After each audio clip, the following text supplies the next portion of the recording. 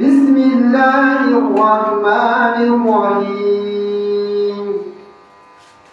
الذين يتبعون الرسول النبي الأمي الذي يجدونه مكتوبا عندهم في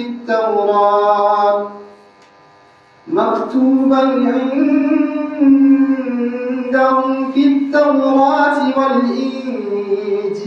يأمرهم بالمعروف وينهاهم عن المنكر ويحل لهم الطيبات ويحرم عليهم الخبائث ويضع عنهم إصرهم والأغلال التي كانت عليهم فالذين آمنوا به وعزروه ونصروه واتبعوا نور الذي أنزل معه أولئك هم المفلحون. أعوذ بالله من الشيطان الرجيم. بسم الله الرحمن الرحيم. الحمد لله رب العالمين الرحمن الرحيم مالك يوم الدين إياك نعبد وإياك نستعين اهدنا الصراط المستقيم صراط الذين أنعمت عليهم غير المغضوب عليهم ولا الضالين آمين. اللهم صل على سيدنا محمد الفاتح لما أغلق والخاتم لما سبق ناصر الحق بالحق والهادي إلى صراطك المستقيم وعلى آله حق قدره ومقداره العظيم. سبحان ربك رب العزة عما يصفون والسلام على المرسلين والحمد لله رب العالمين. الراحمون يرحمهم الرحمن قال تبارك وتعالى ارحموا من في الأرض يرحمكم من في السماء.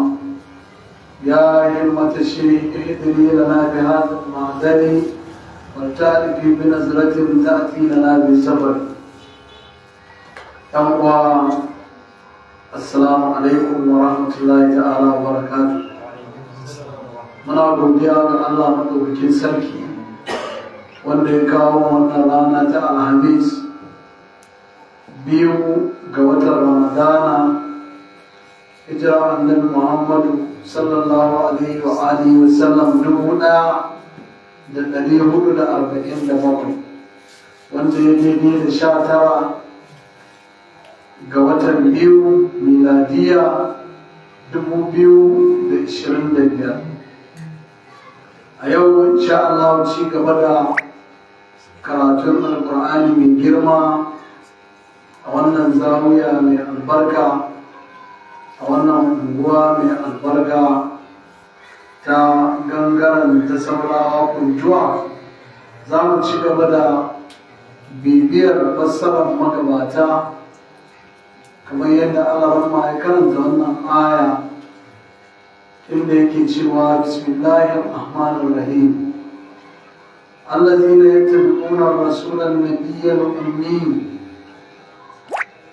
Allah subhanahu wa ta'ala yake gaya mana a cikin haƙƙin annabi Muhammadu da matsayinsa da darajarsa, yake gaya mana waɗanda suka bibiyi manzan Allah sallallahu alaihi wasallam annabiyul ummi, wanda yake shine annabi wanda ake ce ma baƙuwa da hausa baƙuwa, wanda baya karatu baya rubutu, shi ake kira ummi baƙuwa. Shehu ya ce fakharajat al-yahud wan nasara wa baqiyat أمة محمد صلى الله عليه وآله وسلم النبي الأمي. cewa yahudawa da nasarawa sun fita daga cikin tawaga ko al'umma daga al'umma annabi sallallahu alaihi wasallam daga lokacin da suka ji an kirawo annabi cewa shi ummi ne, huwa Muhammadu sallallahu alaihi wasallam wa hazal wasfu, wannan sifa da aka sifanta annabin ita su a wurinsu sabbun bin nisbati ila kulli insani. Idan an gaya wa mutum wannan a matsayinsu su na mutane irinsu, to su kama an zage mutum ne, an danganta shi da zagi a matsayin mutum. Malumun fi haƙƙi, to amma shi annabi sallallahu alaihi wasallam shi kuma yabo ne a haƙƙinsa. Shi yabo ne lokacin da in aka gaya ma wani mutum cewa shi bai iya karatu, bai yin karatu, bai rubutu, ko bai iya karatu, bai iya rubutu ba, shi an aibata shi. To amma shi annabi Muhammadu domin Allah ya saba ma hankulan mutane, ya saba ma tunanin mutane, sai zamanto shi yin faɗi masa wannan kalmar yabo ne a wurin shi. Shi yabo ne a wurin shi idan an faɗa masa wannan kalmar. La'annar ummi, domin ummi shehu ya ce la ya ƙarau shay'an wala ya tubu, baya karantawa baya rubutawa. Nasaba ila ummihi, an danganta shi da ummi ne, ka annahu baqiya ala halatihi, kamar yana nan a matsayinsa na halinsa na jinjiri ko karamin yaro wanda ke a jikin mahaifiyarsa, allati waladatu alaiha, wanda ta haife shi akan wannan sifa mahaifiyarsa. fa hadha sabbun fi gairi muhammadin, idan an kira wani wanda ba annabi Muhammadu ba ummi, to shi zaki ne. Wa amma fi haƙƙihi, wa amma fi haƙƙin Muhammadin, amma a haƙƙin annabi Muhammadu sallallahu alaihi wasallam wa huwa madahun, shi yabo ne. Shi wace la'annahu lamma kana ummiyan ma mana'ahu zalika min an yakuna a'lamul awwalin wal akhirin. Wannan ba ta hana masa zama washi cewa shi ne mafi sanin na farko da na ƙarshe ba, shi ne malamin na farko da na ƙarshe, shi ya zo da ilimin farko da ilimin ƙarshe, shi ya koyar da duk wani mai ilimi. Kashe ce masa hakan, to shi yabo ne a wurinsa, tare da ba za ka ce ga wani malamin shi wanda ya koya mai karatu ko ya koya, amma kuma shi ne malamin malaman duk duniya. Shi ne malamin malaman duk duniya, shi ne mafi sanin duk masanan duniya, duk wani ilimi daga gare shi ya tsatso. Da ashe kasancewa shi haka, to shi yabo ne, kirari ne, daraja ce, ɗaukaka ce shi a gare shi. Allah subhanahu wa ta'ala ya ce to allazina yajidunahu maktuban, wanda aka same shi a rubuce indan ma'aurin su fit tawrat wal injil, a cikin at-taura da injila. Dama can Allah madaukin sarki ya ce mana sun san annabi Muhammadu kamar yadda suka san ƴaƴayensu, ko ma fiye da yadda suka san ƴaƴayensu. Saboda haka sun karanta a cikin at-taura da injila, littattafan nan kutubus samawu ya ci 1100 da wani abu, ko 50 a wata ruwaya. Dukkansu kowanne ya zo da na'at Muhammadu, kowanne ya zo da sifar annabi Muhammadu. An faɗi inda za a haife shi, an faɗi sifar waɗanda za su haife shi ma sai da aka faɗi yadda suke, duk a cikin littattafan nan. An faɗi inda za a haife shi, an faɗi inda zai rayu, an faɗi irin tarbiyyar da zai samu, an faɗi irin lokacin aiko shi kira da irin wahalar da zai sha a kiran, duka an sufanta duk a cikin littattafansu. An sanar kuma suna nan, kai ba haka ba, har sunan shi ma an faɗa. Sunan shi ma an faɗa. Ka kusan tsakanin annabi Isa alaihi salatu wassalam da annabi Muhammadu shekaru ne dubbai masu yawa. To ballantana shi annabi Musa, ballantana su rubi Ibrahim wa Musa, irin wannan littattafan duk da aka saukar. To dukka a cikinsu akwai an sanar cewa ya ji duna huma tuban indan fit-tawrat wal injil. Za ka samu sufofin annabi da irin matsayinsa da komai rubuce a cikin littafinsu. Annabiyul lazi kataba fit-taura, annabin da aka rubuta a cikin at-taura wa kataba fil injil, kuma aka rubuta a injila bi ismihi da sunansa wa sifatihi da sifarsa at-taurat wal injil kulluhuma basharin dukkan su sun yi bishara bi maji'in bari kulai albari kulai wannan suna ne nashi a cikin at-taura da injila sun yi bishara da zuwan albari kulai mauludu da inda aka haife shi da inda aka haife shi mauludu mahaifinsa ko mahaifansa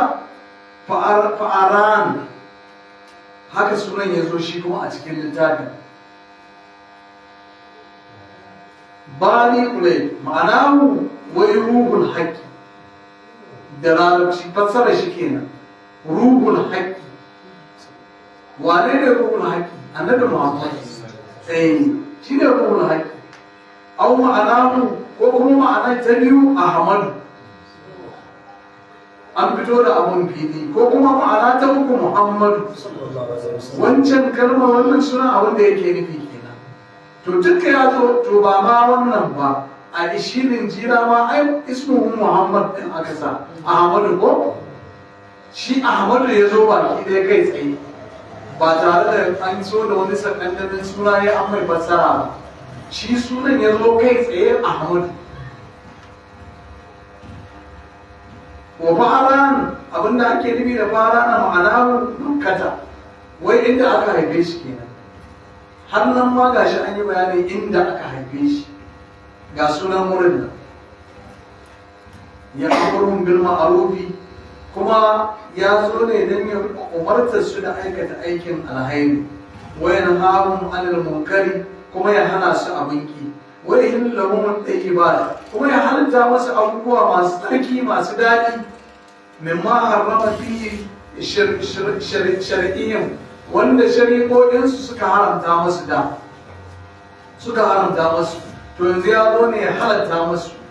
abubuwan da suka haramta ma kansu ba za su ci nama tsohon rakumi ba ba za su ci kitse ba ba za su ci waye wannan duk su suka haramta ma kansu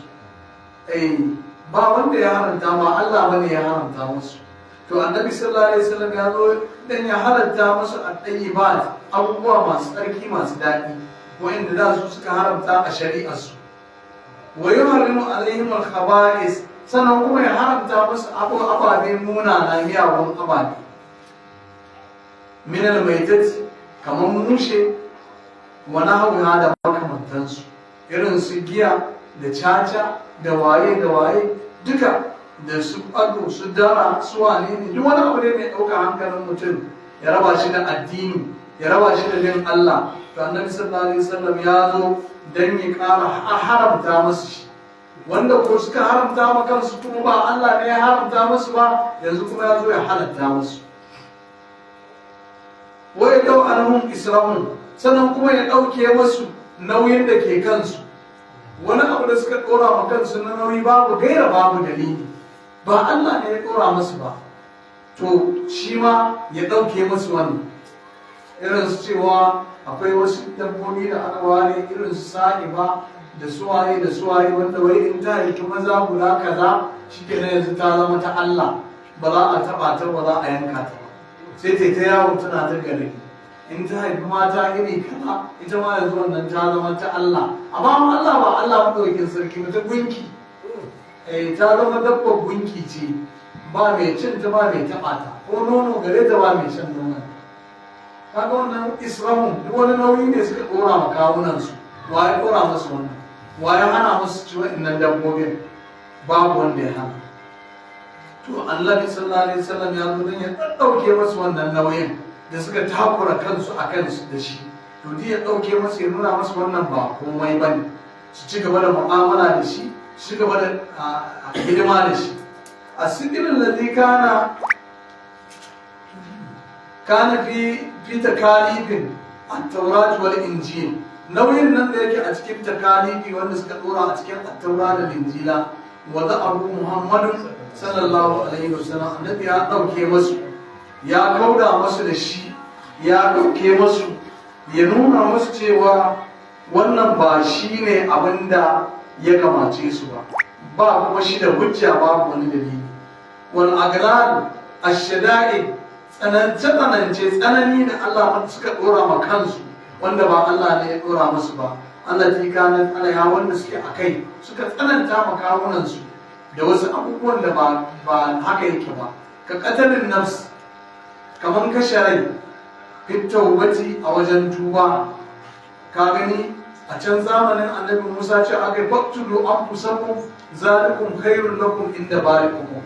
To ga wannan a wannan shari'ar tamu to sai aka ce sai su siyo gaba da su mako daga nan za su fita sai su fita ta mu to gudun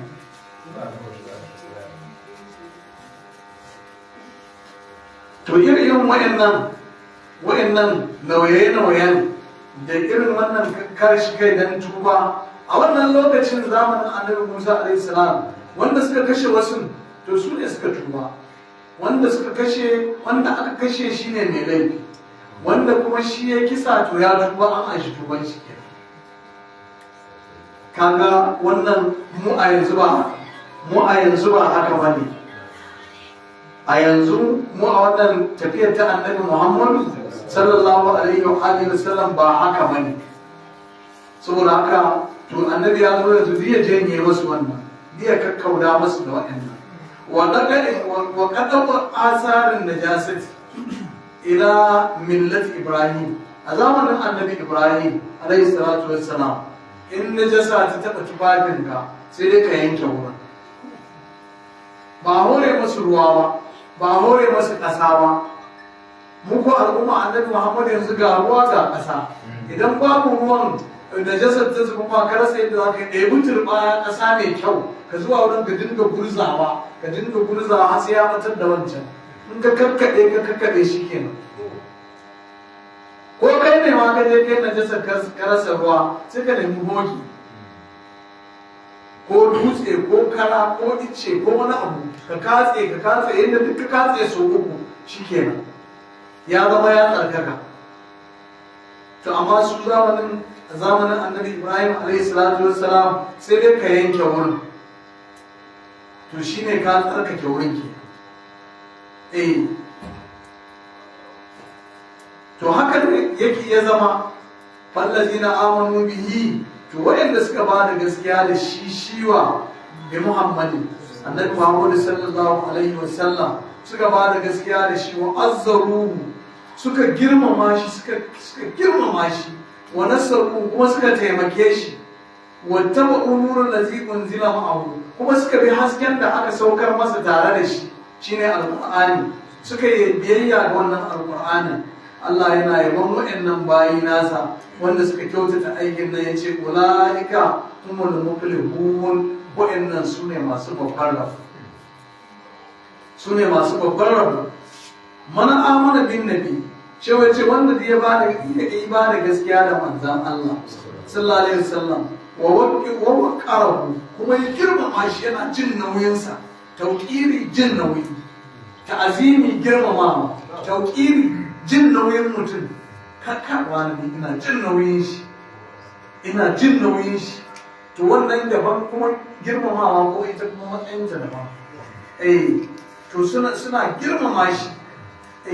suka biyayya gare shi, suka girmama nasaru kuma suka taimake shi a wajen isar da saƙo, wajen isar da manzanci, kuma suka taimaka masa nasaran diniyan, suka taimaki dinihi, suka taimake shi a cikin addininsa. Wai taimakonsa taimakon addinin shi. In tansurullah yansurkum, gyara kai ka taimaki Allah kai, a sai da ka taimaki addinin shi, ka taimaki wanda ya aiko ya isar da saƙon da aka aiko shi ya isar, to shi kenan ka taimake shi. Wattabaku alquran nurul ladzi unzila ma'ahu, hasken da aka saukar masa dinnan to suka bibiye shi ne alqur'ani allazi ja'a bihi, wanda ya zo da shi,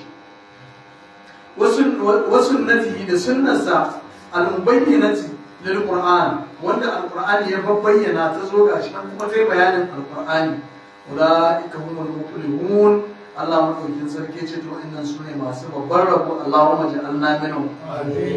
wannan su ne suka dace suka samu babban rabo ar-rasul sallallahu alaihi wasallam huwa allazi basharat bihi al-kitab as-samawiyya shine wanda duk littattafan da aka saukar daga sama suka yi bishara da zuwansa wasafatu hazihi al-awsaf kuma suka sifanta shi da waɗannan sifofin allati tatluha al'an wanda kuka karanta yanzu in ji shehu wanda kuka karanta su na gasu nan yanzu kuka karanta su to falan ma ja to lokacin da ya zo kul ya ayyuhan nas قل يا أيها الناس إني رسول الله إليكم جميعا الذي له ملك السماوات والأرض لا إله إلا هو يحيي ويميت فآمنوا بالله ورسوله النبي الأمي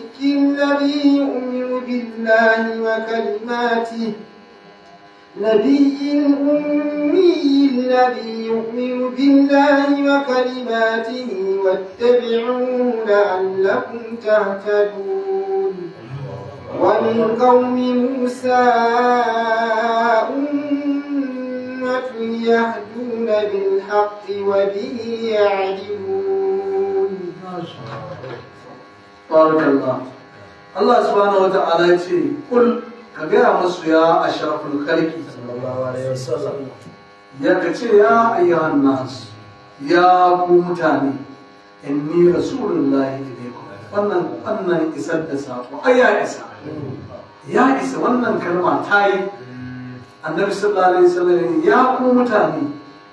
inni rasulullahi ilaykum ni ba manzan Allah ne ya aiko da zuwa gare ku jami'an ko baki daya sabanin sauran annabawa wani a garinsu kadai aka aiko shi wani a gidansu mutanen gidansu kadai aka aiko shi wurinsu wani kuma yankinsu wani ƙasarsu aka aiko shi ta amma shi manzan Allah lil halqi kafatan ga dukkan halitta baki ɗaya aka aiko shi allazi lahu mulku samawati wal ard wanda ya aiko shi nan shine wanda yake da mulkin samai da ƙasai duka suna a hannun shi nashi la ilaha illa huwa ba wani ubangiji sai shi yuyi shi ke rayawa wa yumit kuma shi ke kashewa fa'aminu billahi ku ba da gaskiya da Allah wa rasulihi da manzansa annabiyul ummi shine annabi bakuwa annabi wanda yake bakuwa Hausa ce fassara ummi kenan bakuwa to annabi wanda yake baya rubutawa baya karantawa allazina yu'minu billahi wanda suka ba da gaskiya da Allah wa kalmatihi da kalmarsa wa tabi'u kuma suka bi annabin ko kuma ku bi annabin la'allakum tahtadun domin ku samu shiriya hadabahum biwujubi ittiba'ihi sallallahu alaihi wasallam an yi magana ne da su dan a tabbatar da wajabcin biyayya gare shi ta alhairi kullu khairin fi ittiba'ihi dukkan alhairi yana cikin biyayya ga annabi Muhammad wa sharru kullu sharri kuma dukkan sharri fi ibtida'i shi kuma yana daga kauce ma biyayya ga manzon Allah dukkan sharri to yana daga faruwar kaucewa daga barin manzon Allah qala al-wahid min as-salaf wani bawan Allah daga cikin salafus salihin ya ce inna salasa kalimatin kalmomi guda uku tasaha az-zafaratu kullu wahidin wa fiha ulumun dunya wal akhirah yace kalmomi guda uku ya wadata sun bayyana su ta wadata akan kowane abu a cikinsu akwai ilmomin duniya da na lahira a cikinsu baki da ittaba'a wala tabdi'a. Ittaba'a biyayya wala tabtadi'a, da kuma ƙin ƙirƙira, ƙin fara abu. Ittara'a wala tattasi'a, ƙirƙirar sai kishe wala tattasi'a, kuma kada abun ya zama ya faɗaɗa ya yawaita. Ittada'a wala tartafi'a. Ittada'a an sanya abun ya zauna daidai, wala tartafi'a kuma kar a ɗauki, kar a ɗaga shi daga inda aka aje shi. Ya'ani at-tawadi'u wat-takabbur. Shehu ya fito da abun biyu, ce ma'anar abun shine tawadu, kaskantar da kai, wala ta takabbar, kada kai girman kai. Wa min qaumi Musa, Allah madaukin sarki ya ci gaba da cewa min qaumi Musa ummatun. A cikin jama'an annabi Musa akwai wata al'umma, yahduna bil haqq, suna kokarin shiryarwa da gaskiya, wa bihi ya'dilun, kuma akan haka ne suke yin adalci akan gaskiya. Min ba'al ummati Musa jama'atun baqaw alal hidayati. A cikin jama'an annabi Musa akwai wanda suka saura, suna nan sun tsaya akan gaskiya, wal adala da kuma adalci. Hum qaumu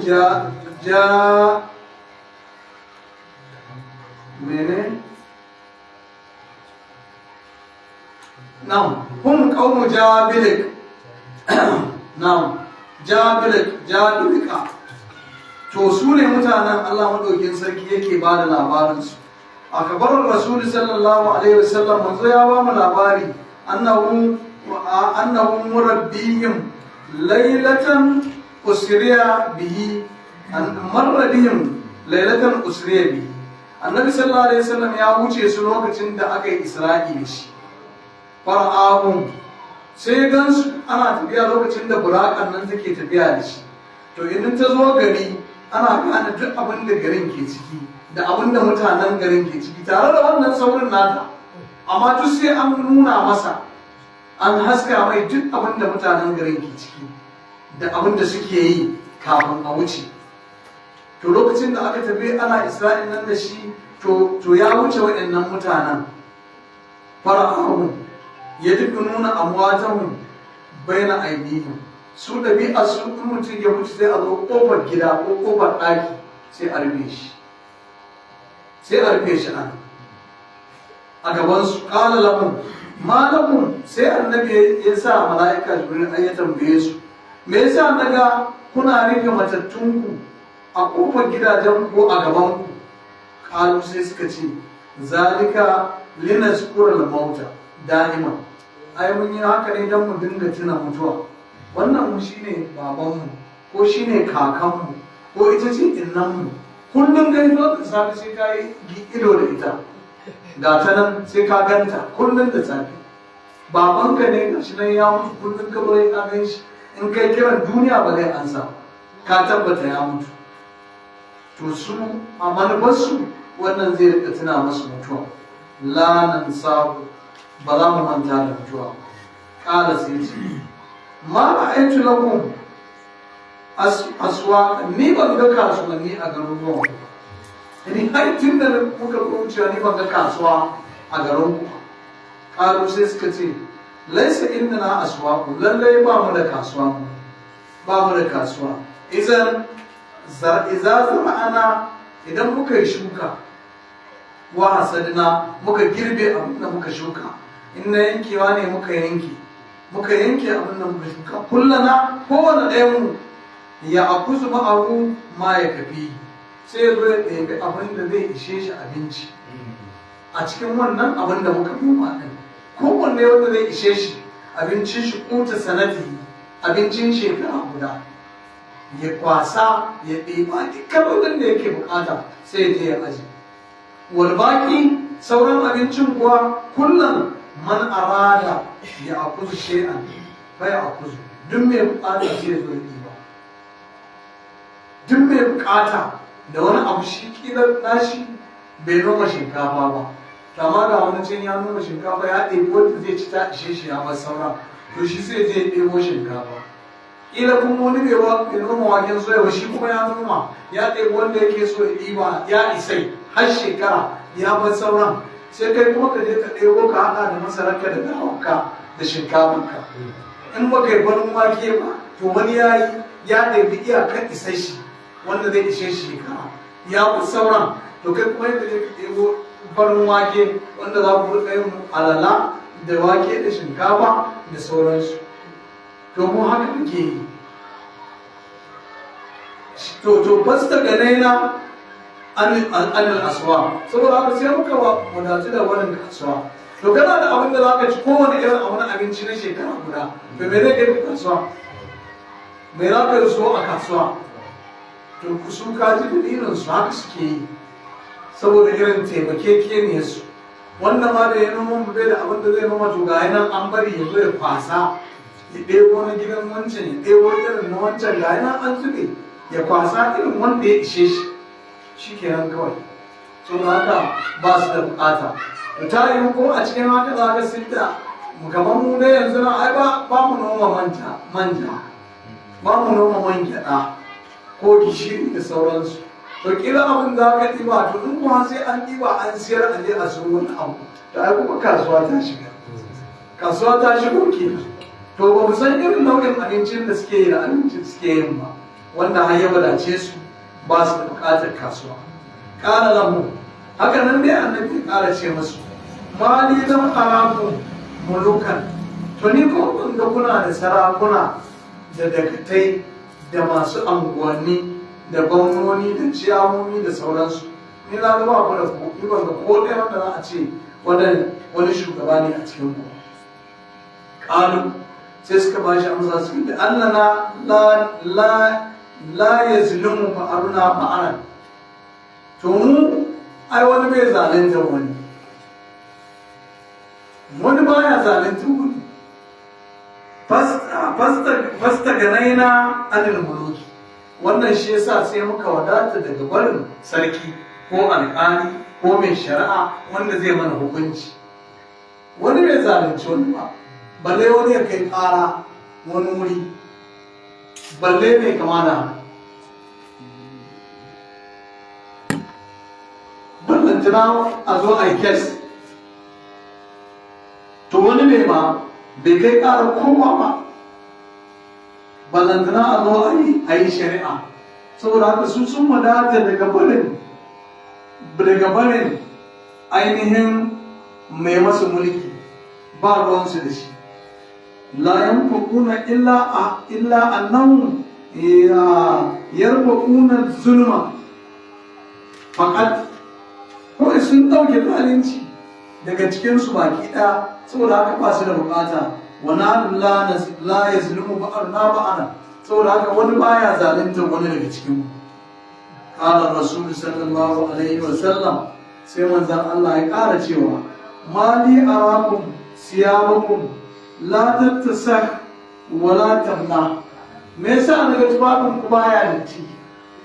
ko bai tsufa ya rujuttuge ya fafashe a yi faci a yi gyare-gyare da sauransu, me yasa daga haka? Ƙalu sai suka ce, tilka siya ummatika, ai tufafin al'ummarka suke yin datti, suke da fafashewa su lalace na al'ummarka, amma mu ba mu wannan. Ya asunan la, domin su al'ummarka za su rika saba ma Allah, suna saba ma Allah, fatatta saka asuwaruhum, shi yasa tufafi sai su ta datti, wata bula hatta ta rube mata kuma ta yayyaye sari'an cikin gaugawa.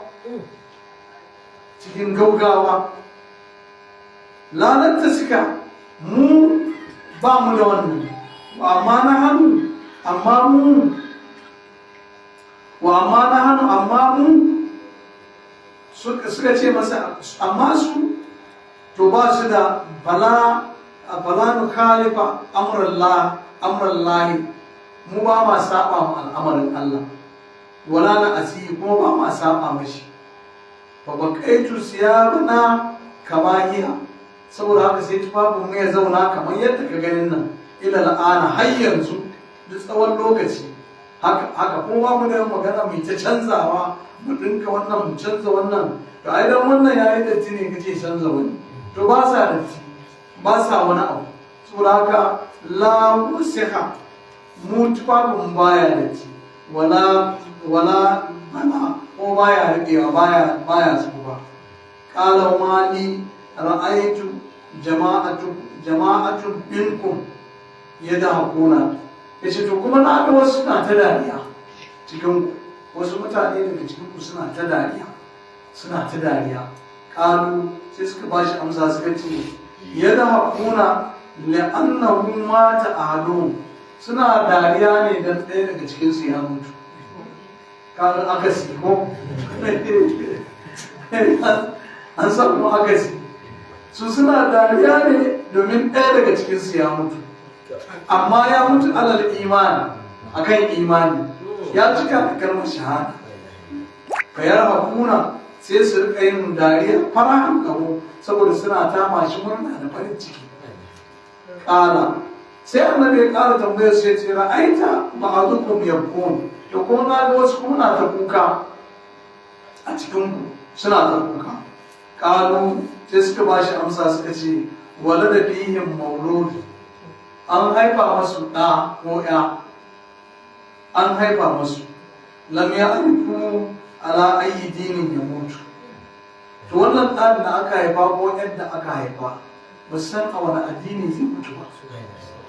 shine suke ta tama shi kuka tun yanzu tun daga zuwan shi duniyar ake tama shi kuka musan a wani addini zai mutu ba fada hala ya kun suna tama shi kuka ne kauban alaihi don jin tsoro gare shi musan wani waje zai fada ba zai fada hannu na gari ya rayu kyakkyawar rayuwa har ya mutu da imani kamar yadda za a yi mai murna nan gaba ko zai fada hannun yan kwanta a farwace mai imanin shi ya mutu ba imani su saura haka nan suka ba annabi amsa ta ƙarshe fada ahun rasulu sallallahu alaihi wasallam ilal islam sai annabi ya yi masa da awa ta musulunci to ku zo ku shiga musulunci fasa jamu sai suka anshi musulunci fa alaihim fa'allamahumul fatiha annabi ya koya musu fatiha wa ashara suwarin da wasu surarraki guda 10 min alqur'ani daga cikin alqur'ani wa aujaba alaihim salat ya wajabta musu sallah izaka ma farara min alfara'idi ai a wannan lokacin ba a saukar da sauran farillai ba shi ma wannan ya je ya an so sallan ne da bai an so sallan kuma sallan ma ba za a ce su yi ba tunda ba a kawo shari'o'i ba yanzu ne ya dawo daga Isra'il da Mirajin ya taho da sallah saboda haka to a wannan lokacin ita kadai aka koya musu Fatiha da surori guda 10 kuma sai aka koya musu sallah wa ba'da zalika yumkin annahu istakmala lahum al-ahkam nan gaba tana iya yiwa idan hukunce suka zo na shari'a shikenan sai kuma duk a dawo a ta koya musu idan da sallah ta zo zakka ta biyo baya to sai a zo a ce to kuma yanzu ga zakka ana nan hajji ta zo sai a zo a ce to kuma aikin hajji haka har kuma su zama cikakkun musulmi domin su tun kafin musuluncin dama suna ce to ana nan gaba za a zo a tabbatar musu da haka ala wajen yin akar a wani lokacin da an na haza fi lailatin usriya a daren da aka isra'i ne a kabla wujubi baƙiyar arka kafin samuwar sauran rukunan ibada ula'ikan ladina wasafahum alquran sune wanda alqur'ani ya sifanta su a wani kaumin musa din sune wa'annan ummatan yahduna bil haqqi wata al'umma ce suna shiryawa da gaskiya wa bihi ajlu kuma suna adalci. Kaga su ba musulmi ba ne, mutanen annabi Musa ne, to amma waye ne da su in ba ka iya wata shi ne yana ma magana ko kana ciwo. To wannan su ne al'ummatan na ƙana وقطعناهم 12 أسباطا أمما وأوحينا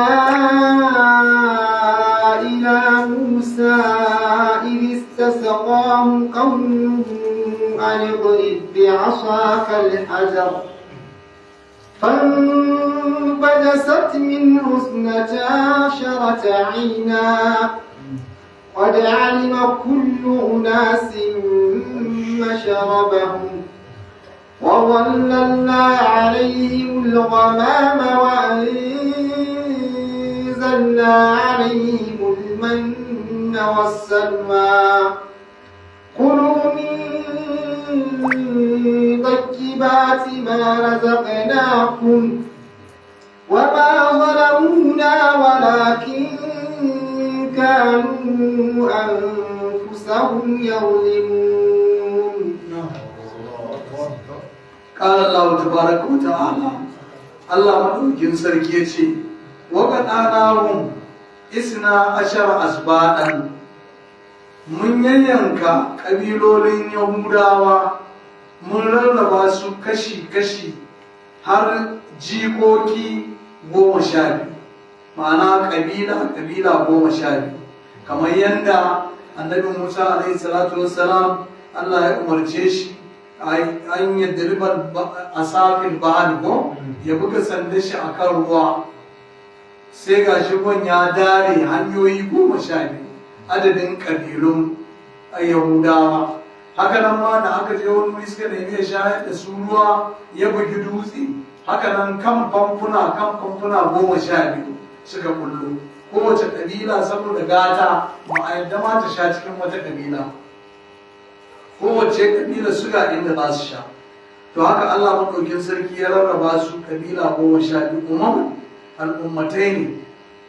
Wa auhayna ila Musa, sai muka yi ma annabi Musa wahayi izassas qaumun idan mutanen shi suka nemi ya shayar da su ruwa,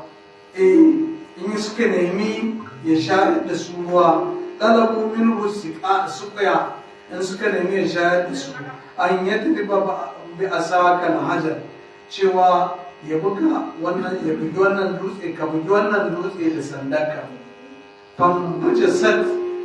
minhu isna asharata aina, shikenan sai ga idanuwar ruwa guda 12 sun kullu bi adadi asbabin, da yawan wannan jikokin nasu. Ashaddu iktisaran shine mafi takaitawa.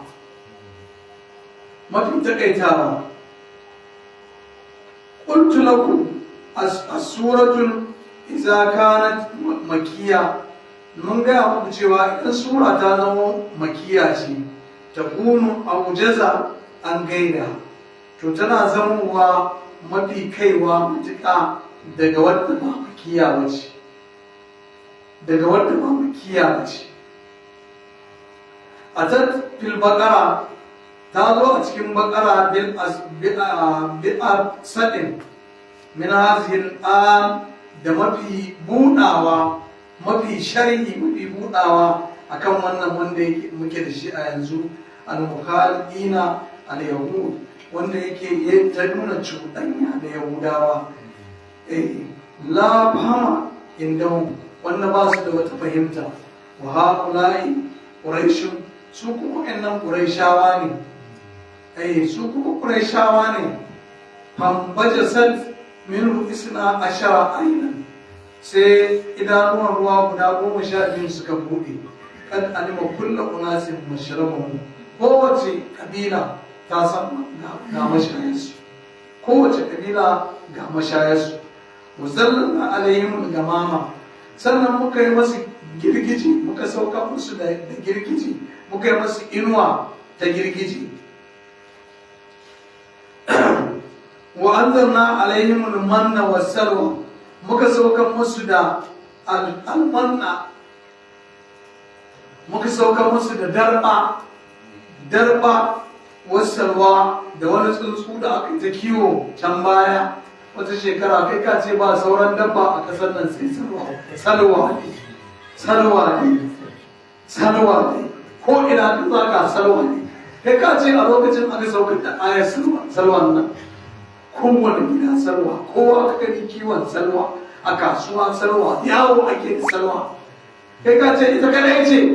halitta Allah amma yanzu kaga kamar wani ma yanzu bai ma santa da abin ya wuce kai ka ce a lokacin aka saukar da ayat to ita salwa din nan Allah madaukakin sarki suka roƙi Allah ya sauka musu da ita ya sauka musu da darba kamar zuma ne kamar ka ce zuma da salwa to amma lokacin ai akwai zuma Allah ya san akwai zuma da kuma sunanta amma ba ita aka faɗi ba to amma ita darbar tana yin kama da zuma ne to ita aka saukan musu da yan shila na salwa din soyayyu su ci su sha kulu min tayyibati ma razaqnakum ku ci daga irin abubuwan da muka azurta ku la tudakkiru to amma fa kada ku koyi ku ci kawai kar ku koyi fadakkaru sai suka koyi din an ce gashi nan ku ci in kuka gama ku koshi kawai ku bashi anan mala'ikun da suka kawo za su zo su ɗauka an jima kuma na rana na nan za a zo a kawo na dare ma za a zo a kawo amma ina saboda babu cikakken imani sai kawai su da aka gama kowa ya kushi kuma ya fasa ya zuba a leda wani ya zuba a famu wani ya zuba a kula da aka ɓaɓɓoye tun da ko suka yi haka fagan a ant shi kenan sai Allah ya yanke abu suna da wata dabara ta su ta kansu kenan to Allah ya bar su da kawunansu kuma zalamuna Allah subhanahu wata'ala ce ba su zalunce mu ba walakin kanu anfusahum yazlimun sun zalunci kawunansu ne kawai sun zalunci kawunansu da saboda kin biyayya ga abin da amma da sun haƙura kamar yadda aka ce musu kar su koyi su bari kawai a ta kawo musu har sai yadda suka ce sun gaji da cin wasu abubuwa a sakko musu wannan daga sama to har sai kuma sun ce sun gaji kuma cin wannan a kawo musu wani abu sadakallahu al-azim وبلغ رسوله النبي المصطفى الكريم ونعم على ما كان ربنا ومولانا من الشاهدين اللهم انفعنا بما علمتنا وعلمنا بما ينفعنا وزدنا علما الحمد لله السلام عليكم sai kuma a lokaci na gaba abin da muka yi daidai Allah ya ba mu sakamakon shi wanda muka yi kuskure kuma Allah ya fi mana kurakuran mu Allah ya ƙara mana ilimi mai yawa mai albarka kuma Allah ya ba mu ikon aiki da shi Allah ya sa ayyukan mu karɓaɓɓu ne Allah ya sa muna daga cikin yantattu a wannan wata barka sai na Rasulullah sallallahu alaihi wasallam mun sani ba ko akwai mai tambaya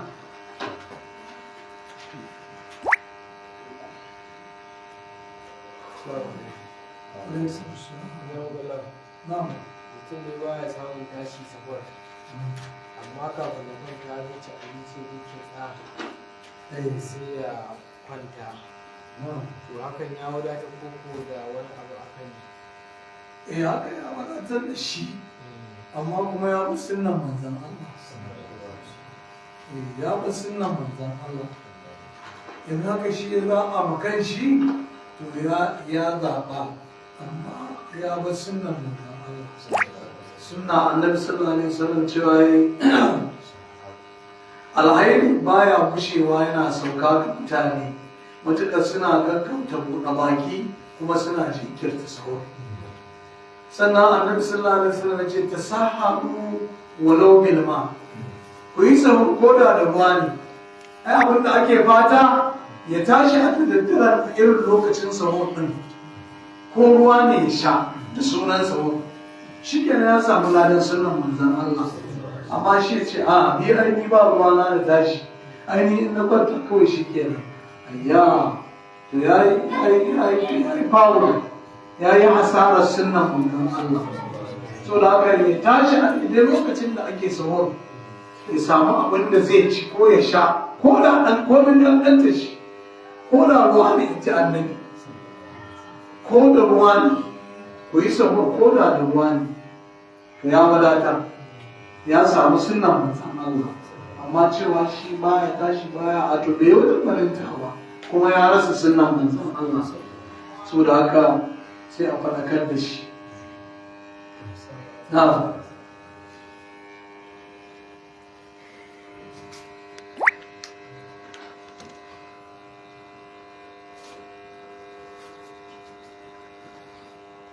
to ga dukkan alama tambaya ce to ga dukkan alama ba sauran tambaya to Allah ya gafarta mana Allah ya mana rahama Allah ya mana abuwa Allah ya yafe mana Allah ya kiyaye mu Allah ya karbi ibadun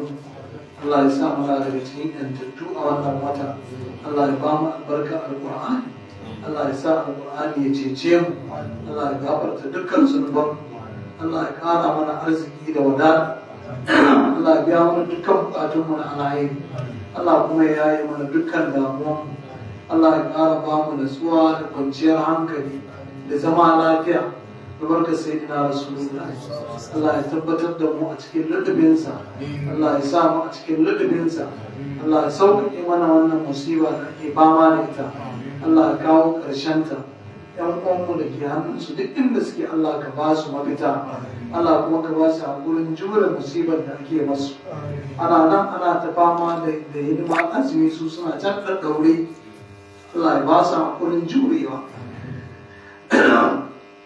Allah ya ba su haƙurin jurewa albarka a sallallahu alaihi wasallam Allah ya gafarta mana fata da salatul fati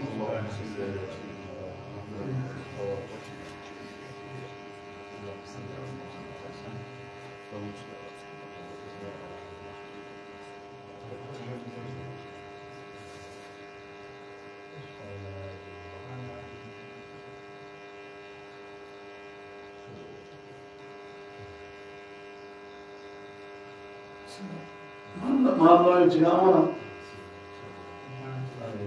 amin amin